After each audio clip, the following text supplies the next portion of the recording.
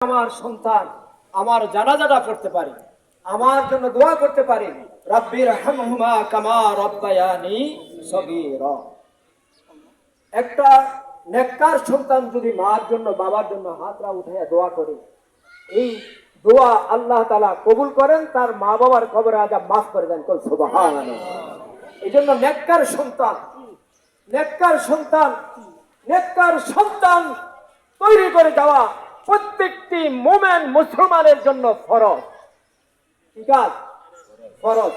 এই নামাজ যেমন ফরজ, রোজা যেমন ফরজ, পর্দা পালন করা ফরজ, যাকাত আদায় করা ফরজ, এমনি ভাবে আপনার ছেলেকে ইসলামী শিক্ষায় শিক্ষিত করা আপনার জন্য ফরজ।